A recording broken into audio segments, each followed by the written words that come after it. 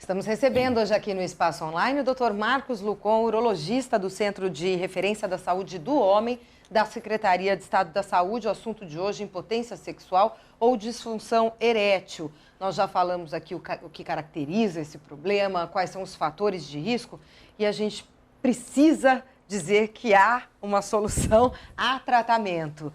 Antes de mais nada, eu gostaria que o senhor divulgasse aí, tem um teste no site da Sociedade Brasileira de Urologia para o homem verificar se, olha, tenho mesmo a disfunção ou não tenho, não é isso, doutor? Existe um teste no site da Sociedade Brasileira de Urologia. Esse teste, é claro que ele não exime a consulta, ele não exime aquilo que eu disse, o conceito de que o casal tem que estar satisfeito. Mas ele serve como um instrumento, um mecanismo para, eventualmente, o paciente que está em dúvida ou que quer buscar informações sobre esse tema, ele tem disponível na internet.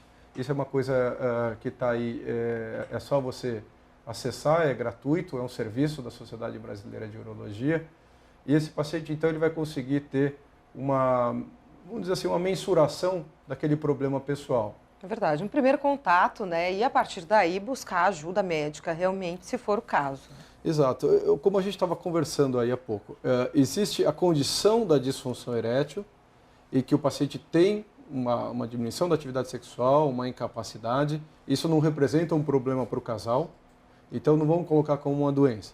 Existe aquela incapacidade ou dificuldade que representa um problema para o casal, e aí, então a gente coloca como uma doença. São os pacientes que têm a doença que devem ser tratados, muitos podem ser tratados e não conseguem ou não têm oportunidade de buscar ajuda, mas existe um contingente daqueles pacientes que está bem e que não é um problema. E que muitas vezes ele pode achar que o fato de ele não ter relação é uma condição ruim, mas como eu disse, se o casal está satisfeito, se o paciente está satisfeito, não tem problema nenhum. Existe alguma relação entre impotência sexual e infertilidade?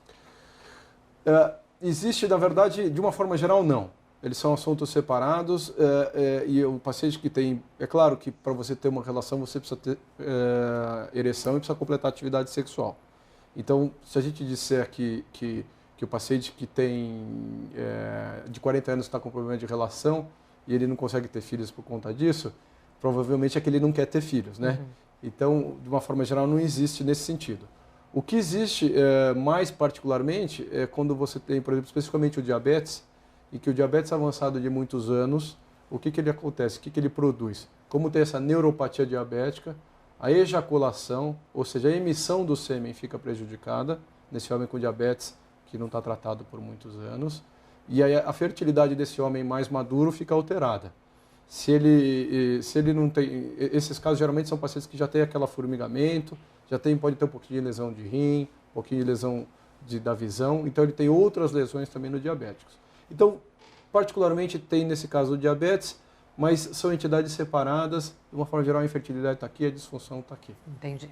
Bom, vamos explicar então como é que se trata o paciente com disfunção. Eu imagino que cada caso seja um caso, né? Uma forma de tratamento. Explica pra gente, doutor. Cada caso é um caso, isso foi muito bem dito. Então, a primeira coisa que a gente tem que diferenciar é se o paciente realmente tem o problema e a gente vai partir daquele paciente que está incomodado com aquilo. Então, a gente começa a avaliar o casal, como eu disse, tem que buscar se existe alguma coisa que cause a disfunção, mesmo no homem maduro. Então, se existe algum problema de relacionamento do casal, às vezes eles estão em outro momento, às vezes a esposa está em outro momento, ela já está num período de pós-menopausa, em que ela tem alguma questão física também que atrapalhe. Ou o homem, o casal está num momento diferente da vida e aí eles têm algum grau de dificuldade decorrente desse desajuste que pode ser simplesmente momentâneo. Então, descartando a ansiedade, descartando a relação, a gente começa a partir para as causas das doenças de base, que é o que nós já falamos. Então, se você não tratar o diabetes bem, não adianta você tratar a disfunção, porque uma hora isso não responde mais. Você melhorar a hipertensão, melhorar o perfil dislipidêmico, melhorar o perfil glicêmico, melhora a ereção de uma certa forma, se você conseguir reverter. E quando a gente vai tratar de disfunção, então a gente começa com remédio por boca, mais ou menos nessa ordem. A gente começa com remédio local, de ação peniana direta, e a última fase é o tratamento cirúrgico, que é a última fase do tratamento. Uhum. Remédios tipo Viagra ajudam ou atrapalham o homem? Os remédios ajudam muito. Não existia esses remédios antigamente, então era muito mais difícil você ajudar o paciente, que a gente, das 3 opções, eu já tirava uma, então eu ficava assim com 2. Hoje em dia, essas medicações da família do Viagra, a gente chama de inibidor da fosfodiesterase. A fosfodiesterase é uma enzima que naturalmente degrada os estimulantes do pênis para induzir a detumescência depois da relação. E esses remédios, o que eles fazem? Eles inibem a ação dessa enzima, então eles inibem a degradação dos produtores de ereção. Você tem ereção, produz os estimulantes, depois eles são digeridos de uma certa forma. O Viagra age aqui, ele não deixa cair esses estimulantes. Então, o que acontece? Não adianta você tomar esses remédios que causam ereção e o sujeito ir se trancar num quarto lá. Esses remédios, eles aumentam o que já existe no homem. Então, ele tem que ter o desejo sexual, tem que ter a libido, ele tem que ter o estímulo, ele tem que querer ter a relação. E aí, desencadeia todo aquele mecanismo que nós já vimos. E esses remédios, eles potencializam, eles aumentam aquilo. Como é que eu explico para o paciente? Se você tiver uma churrasqueira com carvão aqui, pegando lá um foguinho meio... Aí você joga álcool, ele faz uma labareda. O álcool é o Viagra, só que já começou o fogo no paciente. Se você pegar álcool e jogar no carvão apagado, não acontece nada. Então isso é importante, principalmente para a parceira. Esses remédios não melhoram nada. Veja, eu não vou tomar e vou querer ter relação com A ou B. Não, eu quero ter relação com A ou B, e ele potencializa a ação daquilo, melhora a ereção. Então, são os remédios orais dessa família, existem vários. Eles têm algumas diferenças entre si, algumas melhoras de ação no mecanismo quando são mais novos, mas, grosseiramente, eles são mais ou menos equivalentes. Então, o paciente tem que ser aquele que ele se adapta. Alguns dão um pouquinho de vermelhidão no rosto, outros tem que tomar um pouco antes, um pouco depois. Uns têm duração mais curta e mais prolongada, então, ele toma o que ele se adapta. A segunda forma é uma injeção no pênis. Isso é uma coisa que soa um pouquinho mal para quem não está nesse ramo, mas assim como toma insulina na barriga, existe uma injeção que você dá no pênis, que é o remédio diretamente na ação dos corpos cavernosos que nós vimos. Então, ele provoca uma vasodilatação local. É claro que é o paciente que tomou o remédio e não funcionou por boca, ele parte para a segunda categoria de tratamento. Então, esses remédios injetáveis, eles são mais potentes, mas têm o inconveniente da injeção. Um exemplo muito típico de pacientes são os diabéticos que já estão acostumados a tomar insulina. Então, para eles não incomoda demais, incomoda um pouco da injeção no pênis. Eles já têm aquele formigamento sensorial que eu disse, então incomoda menos também no pênis. Mas tem o componente de infecção e hematoma, etc. Então, quando os pacientes não respondem aqui, a gente pula para isso. Nem todos os pacientes aceitam, porque incomoda.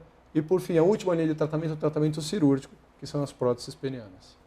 Doutor, só para a gente encerrar rapidamente, quem teve um câncer de próstata, fez um tratamento, obrigatoriamente terá impotência sexual? Não, não é obrigatório ter. O câncer de próstata é uma doença do homem maduro, né? Então, classicamente, são homens acima de 50 e mais comumente acima dos 60. Quando a gente trata o câncer de próstata, existem 2 formas de tratar. Ou se faz a cirurgia, em que se remove a glândula completamente, ou se faz radioterapia. Esses tratamentos, eles têm 2 complicações básicas. Ou pode ter um pouquinho de perda de urina, que hoje em dia, graças a Deus, é raro, porque eles são tratamentos bem estabelecidos. Ou pode ter um problema de ereção pós-tratamento. Como eu disse que são homens maduros, geralmente eles já têm um pouquinho de hipertensão, já têm um pouquinho de diabetes, já têm um pouquinho de obesidade, já têm um pouquinho de sedentarismo. Então, lembrar que não é só o tratamento.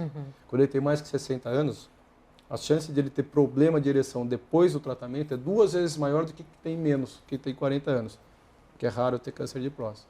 Então, mostrar que é uma coisa multifatorial. Não é só aquilo que dá problema, é a condição do paciente associado a um tratamento específico. Então, pode ter ou pode não ter. Nós agradecemos muito aqui a participação do Dr. Marcos Lucon, urologista do Centro de Referência da Saúde do Homem da Secretaria de Estado da Saúde de São Paulo. Muito obrigada, viu, pela visita, uma ótima tarde. Obrigado, foi um prazer. Você, obrigada pelo carinho e pela audiência. Continue conosco aqui na Jovem Pan Online.